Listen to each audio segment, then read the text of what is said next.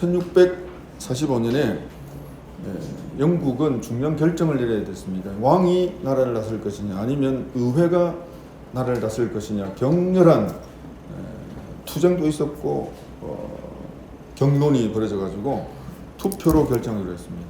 왕이 나라를 다스릴 것이냐 아니면 의회가 나라를 다스릴 것이냐.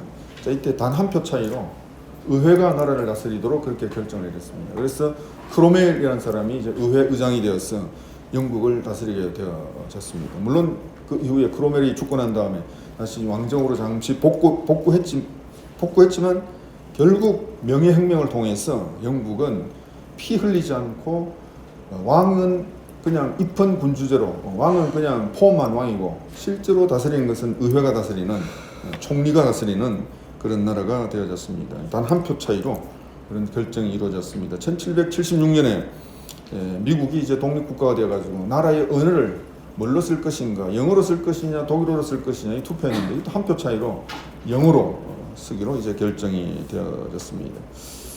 한 표의 차이가 중요한 것이죠. 한 표는 한 사람이죠.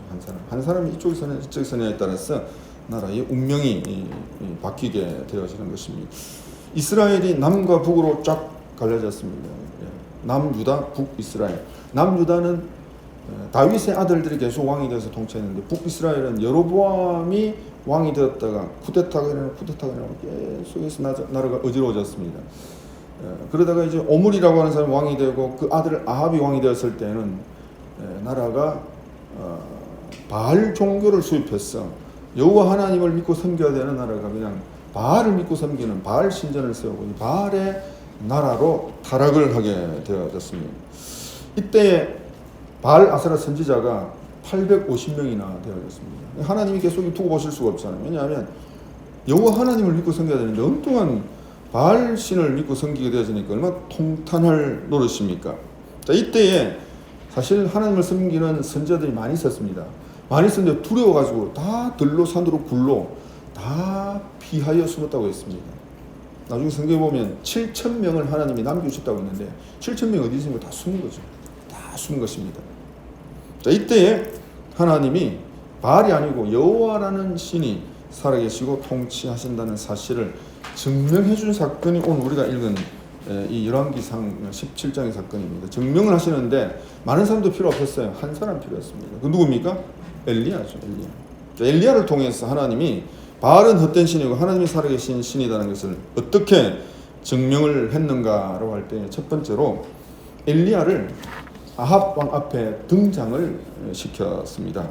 모두가 두려워 떨면서 감히 아합 왕 앞에 나가지고 하나님이 신, 여호와가 신입니다. 감히 말도 못 붙일 때에 엘리야라는 인물이 딱 아합 왕 앞에 나가지고 뭐라고 말합니까? 1절 말씀 우리 같이 읽겠습니다. 길라앗에 우거하는 자 중에 디셉 사람 엘리야가 아합에게 말하되 내가 섬기는 이스라엘 하나님 여호와께서 살아계심을 두고 맹세하노니 이 엘리야가 이 무명의 선지 엘리야가 감히 이 왕 앞에 이렇게 나가가지고 하나님의 이름으로 이제 선포를 하게 되어집니다. 근데 이 엘리야라고 할 때 이 사람의 존재감은 미미했습니다. 보통 구약에서 성경에서 어떤 사람을 언급할 때에 반드시 아버지하고 결부시키거든요. 그래서 이새의 아들 다윗, 기스의 아들 사울 이런 식으로 그렇게 족보를 붙이는데 엘리야는 족보가 없어요. 그냥 길라앗에 살다가 사는 자인데 디셉 출신인 엘리야 이렇게 이제 표현을 하고 있습니다. 그래서 이건 족보가 없다는 뜻입니다. 보잘것없는 출신의 인물이라는 뜻이죠. 부모가 누군지 잘 모른다는 것입니다. 디셉이 진짜 고향인데 디셉은 성경에서 어느 지인지 잘 모르겠어요. 알 수가 없어요. 그러니까 하나님이 사용하시는 엘리야가 전혀 뜻밖의 인물이었다는 것입니다. 1년 전만 해도 윤석열이라는 사람이 대선 후보가 될 줄 누가 알았겠습니까? 하나님이 뜻밖의 인물을 그렇게 사용을 하시는 것입니다. 사람들의 여론을 통해서 누가 결국 하나님의 손이 어떤 사람을 등장시키고 끌어내리고 그렇게 하시는 것입니다. 엘리야라고 하는 이름이 굉장히 비범해요. 엘리야라는 이름의 뜻은요, 여호와는 나의 하나님이시다 이런 뜻입니다. 여러분 이때 바알이 하나님이다라고 해야 출산의 시대입니다. 엘리야가 아니고 바알리야. 엘 하나님이라는 뜻이거든요. 리아 엘 하나님이라는 뜻인데 발리아라고 해야 출세하는 시대에 엘리야 하나님이 여호와가 나의 하나님이시다. 그렇게 리아가 야훼 여호와의 뜻. 여호와가 하나님이다. 저는 뜻입니다. 자, 그러니까 엘리야라고 하는 이름 자체가 아주 대단한 신앙 고백이에요. 신앙 고백인 것입니다. 자, 이 무명의 뜻밖의 인물 엘리야를 역사의 전면에 등장시킨 이유가 바로 1절에 숨어 있습니다.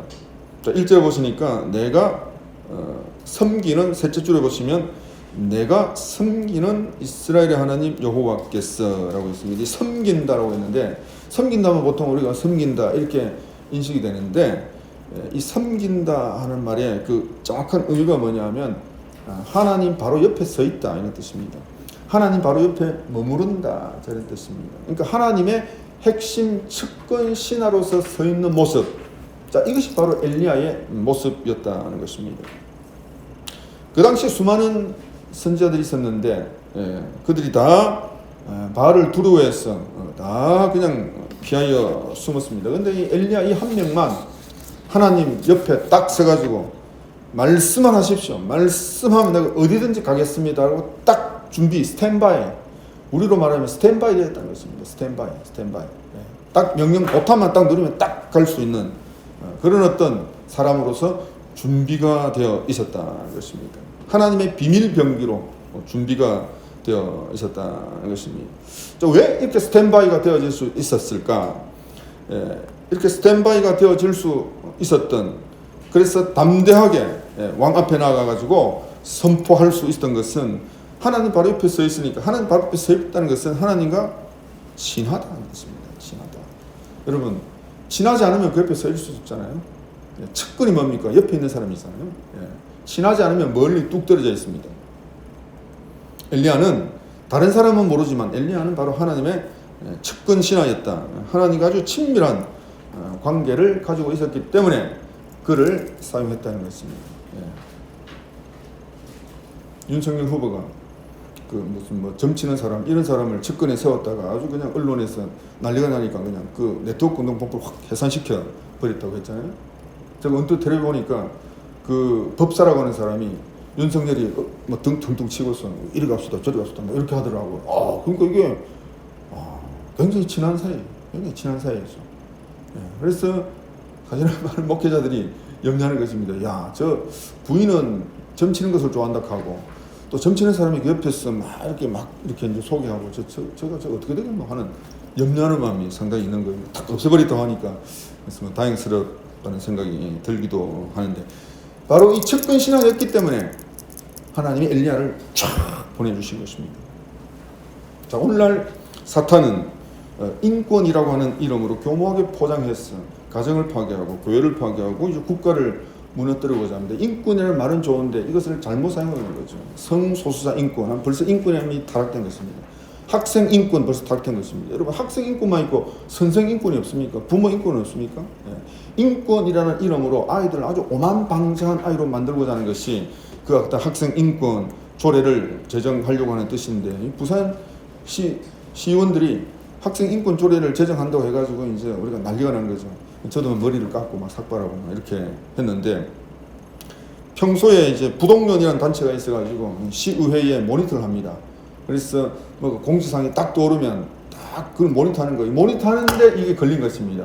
학생 인권 조례를 제정하겠다. 그래가지고 이것이 이제 SOS를 쳤어. 우리가 시청 앞에서 모여서 이제 항의 집회를 하게 되어졌는데, 경기도에서는 이미 2011년에 이미 학생 인권 조례가 제정이 되었습니다. 여러분, 2011년에 경기도에서 아이들이 교사한테 폭행하고 폭언한 건수가 600건인데 그 다음에 학생 인권 조례가 제정되고 난 다음에는 이게 1700건이 되었습니다. 그러니까 1년 만에 학생들이 선생한테 폭언하고 폭행하고 하는 것이 3배나 뛰었다는 겁니다. 이걸 볼 때에 이 학생 인권 조례가 아이들을 아주 그냥 오만방자한 아이로, 그 다음에 선생들의 교권이 아주 땅에 추락하게 만드는 그런 잘못된 그런 조례라 하는 것을 우리가 알 수가 있게 되어집니다. 자, 이 학생 인권 조례에 고무된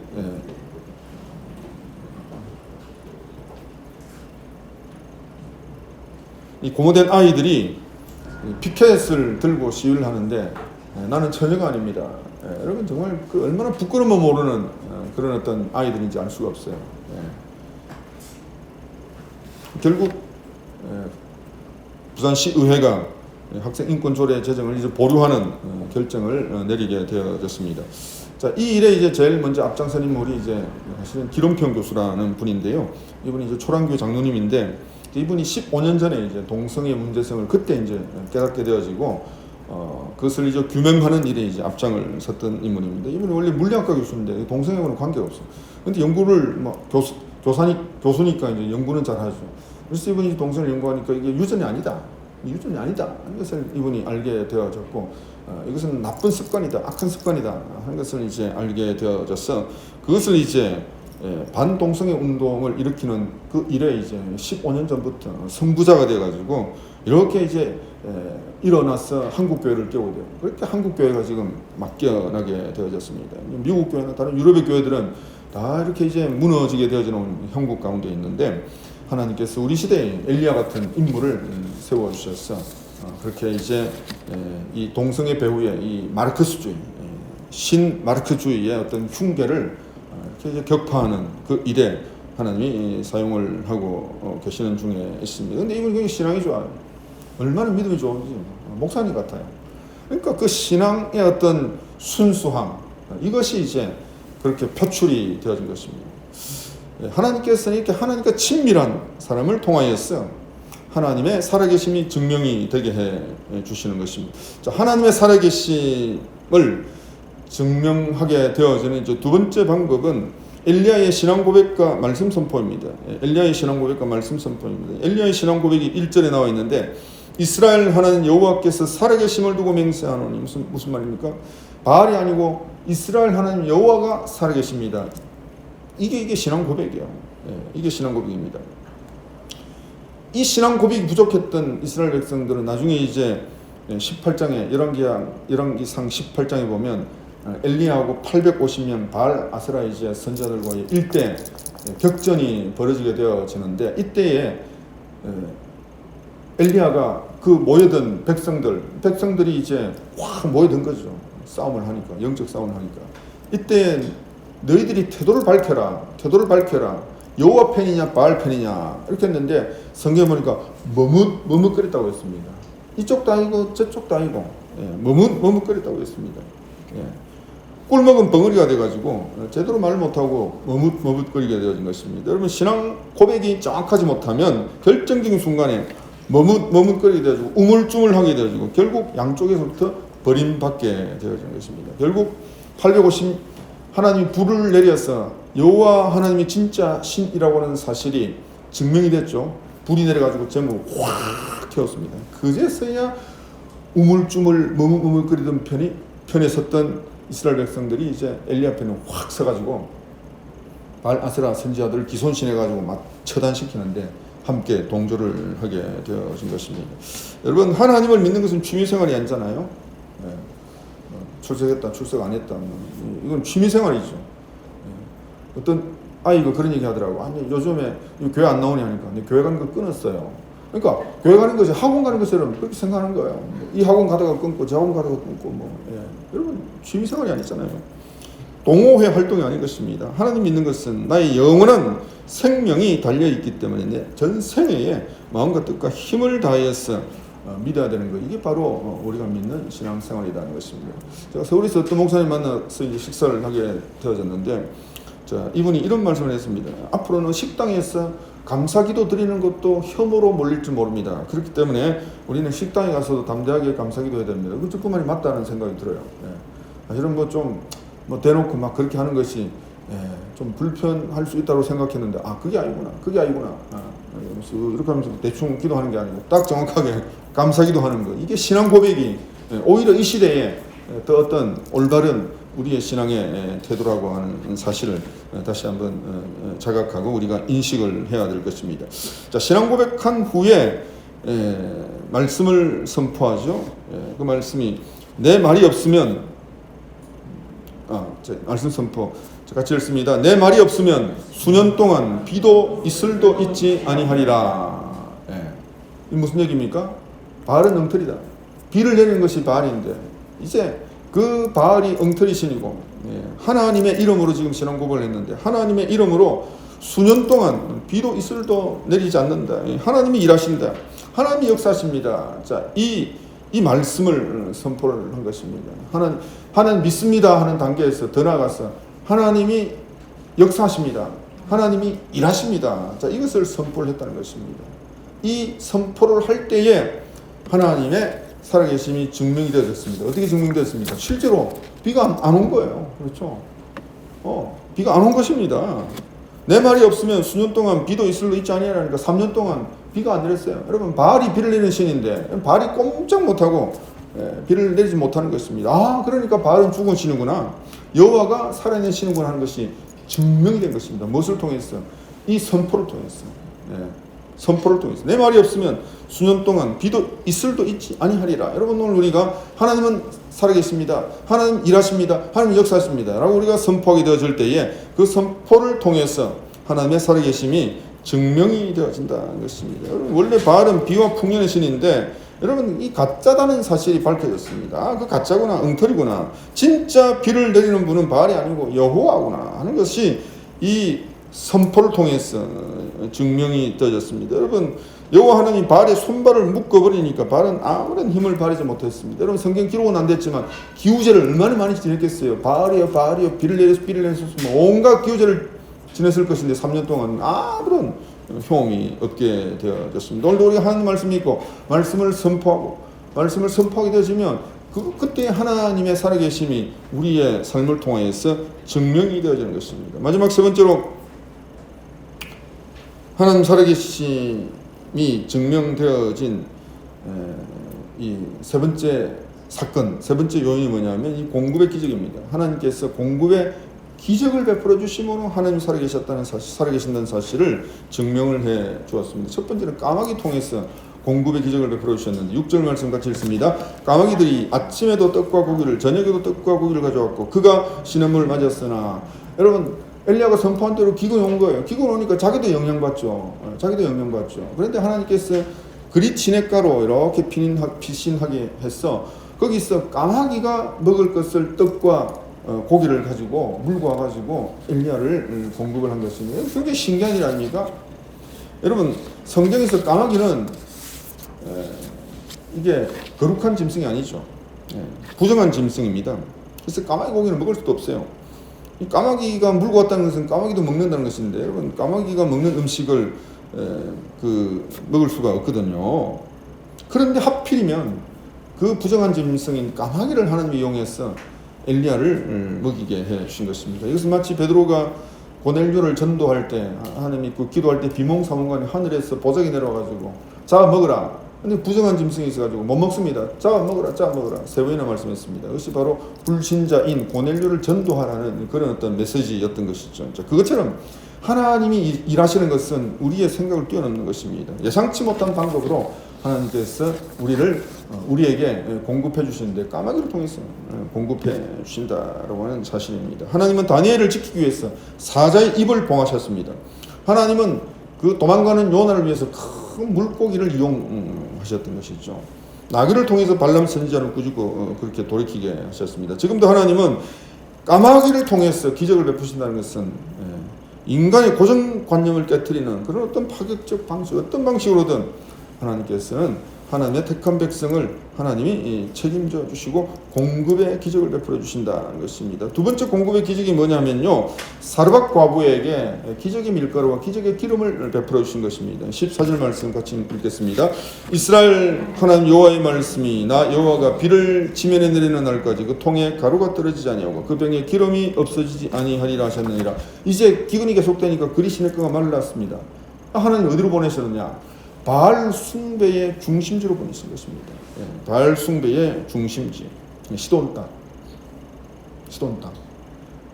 여러분, 시돈 땅은 바알 숭배의 중심지이기 때문에 그 땅에 사는 사람들은 바알이 비를 내리고 풍년을 줘가 잘 먹고 잘 살아야 돼요.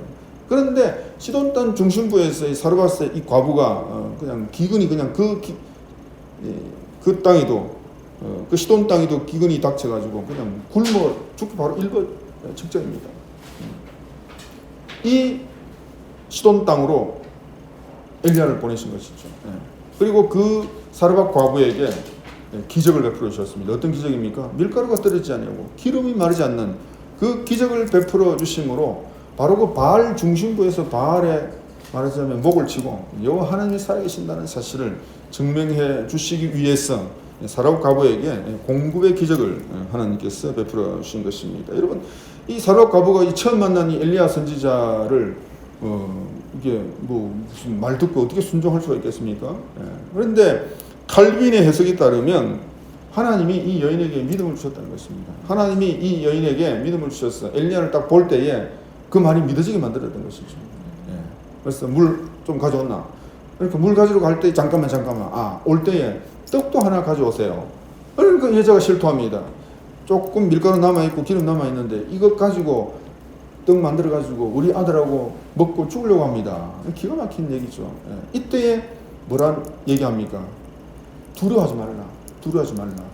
그래, 그렇게 하긴 하는데 먼저 떡을 만들어가지고 나한테 먼저 공개하고 그 다음 먹으라. 여러분, 그 남은 거 가지고 자기하고 아들 먹기도 뭐 그게 뭐 그렇게 풍족하지 못할 텐데 그 잘라가지고 선지자 주고 먹는 것은 정말 이게 쉬운 일이 아니잖아요. 그런데 이 사르밧 과부에게 어쨌든 믿음이 들어와가지고 순종해서 먼저 공개하게 되어졌고 남은 것으로 먹게 되어졌을 때에 신기한 일이 났잖아요. 밀가루가 계속 떨어지지 않았길래 언제까지 안 떨어졌습니까? 이제 비가 내리기까지 계속 된 거죠. 기름이 계속 공급되기를 비가 내리기까지 계속 공급이 되어지는 그런 어떤 기적을 베풀어 주심으로 바알 중심부에서 바알은 그 헛거다. 하나님의 종이 선포된 대로 기적이 나타나는 것을 보니까 하나님이 여호와가 살아계신구나 하는 것을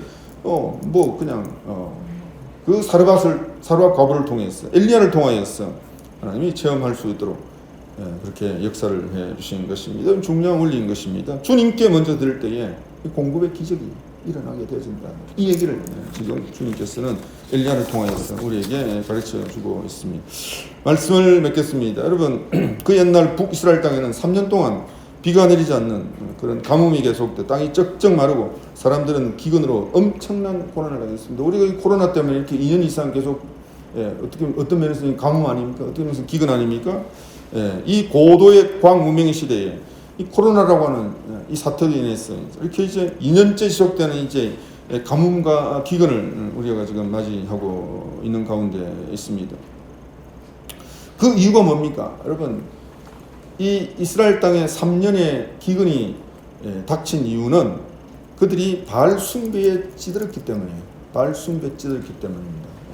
그래서 그걸 회개해야 되죠. 그걸 회개해야 됩니다.